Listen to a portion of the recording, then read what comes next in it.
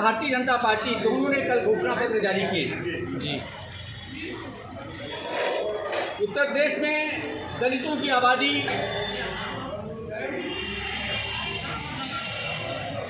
25 करोड़ 25 करोड़ की आबादी है, जिसमें चौथाई भाग दलित है।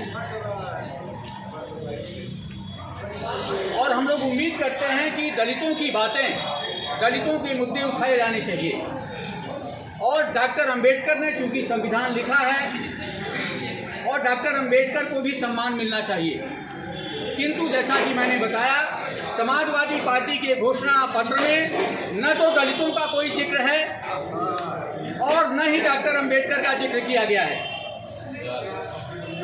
जहां तक भारतीय जनता पार्टी का प्रश्न है, मैं आपको बताना चाहूंगा कि भारतीय जनता पार्टी ने अपने इस घोषणा पत्र में दलितों का भी उल्लेख किया है, डॉक्टर अंबेडकर का भी उल्लेख किया है। अनुसूचित जातियों के लिए उन्होंने यह घोषित किया है कि हम हर अनुसूचित जाति के उस बेघर व्यक्ति को न केवल आवास की सुविधा देंगे, बल्कि आवास के लिए जमीनों का पट्टा भी करेंगे। इसके अतिरिक्त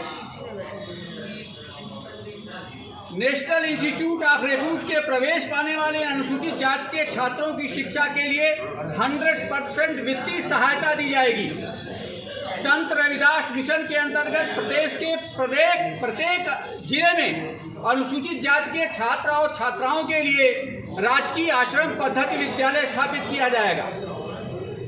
अनुसूचित जाति समुदायों के सदस्यों के आवेदन के 15 दिन के अंदर नवजात शिशुओं को जन्म प्रमाण पत्र दिया जाएगा और जाति प्रमाण पत्र दिया जाएगा। और सबसे बड़ी बात, बाबा साहब डॉक्टर अंबेडकर को सम्मानित करने के लिए और उनके विचारों को आगे बढ़ाने के लिए डॉक्टर भीमराव अंबेडकर की स्मृति में सांस्कृतिक केंद्र स्थापित करने का निर्णय।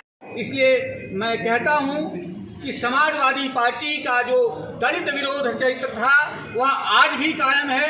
उनके घोषणा पत्र में न तो दलितों का जिक्र है, न डॉक्टर अंबेडकर का जिक्र है, और न ही उन्होंने जो पिछले कार्यकाल में दलितों के खिलाफ जो जुल्म किया था, जो जमीन के अधिकार छीने थे, जो डॉक्टर अंबेडकर, कांशीराम और बुद्ध का अपमान किया था, उसके लिए कोई खेद ही व्यक्त किया गया। सर, क्या मैनिफेस्टो का इंतजार कर रहे थे कि 5 साल के बाद कोई मैनिफेस्टो आ गया तब हम उसको कोई बात करी जाएगी? इसके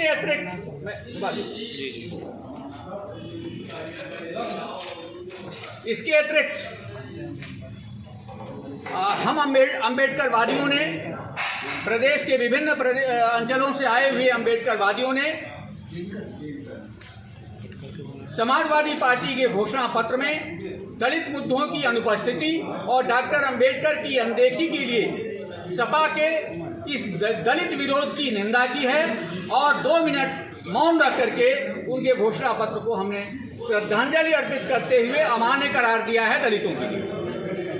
यानी उनके मैनिफेस्टो की मैयत निकल गई?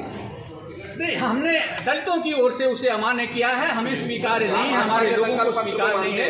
भाजपा ने सही किया है दलितों के लिए। भाजपा ने कई बिंदु दिए हैं डॉक्टर अंबेडकर को सम्मानित करने के लिए। 5 बार भारतीय जनता पार्टी में वह 5 बार मूर्तियों को तोड़ा गया, अंबेडकर जी की मूर्ति को कई जगह जो है ध्वस्त किया गया है।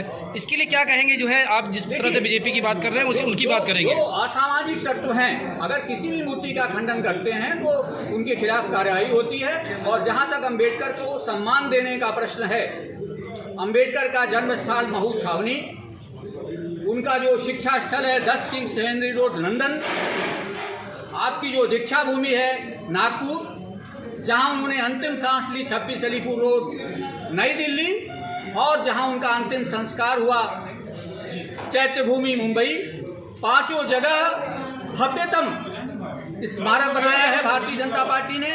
और किंग्स हेनरी रोड लंदन में 40 करोड़ में जो नीलाम हो रहा था अंबेडकर का आवास, उसे क्रय करके एक इंटरनेशनल भव्य स्मारक बनाया है। यह डॉक्टर अंबेडकर को सम्मान है। सर, एक बहुत बड़ी अहम सवाल है, उन्हें डॉक्टर अंबेडकर ने जो है किताब सर पर रख करके पढ़ाई की। नहीं, देखिए, भारतीय जनता पार्टी तो अनुसूचित जातियों के लिए और भी सब लोगों के अध्ययन के लिए देखिए 2016 में समाजवादी पार्टी ने दलितों की छात्रवृत्ति बंद कर दी थी।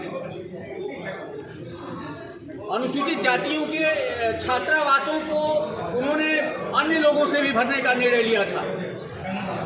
लेकिन भारतीय जनता पार्टी ने स्कॉलरशिप प्रारंभ की, उसकी राशि में वृद्धि की और आपने देखा 100%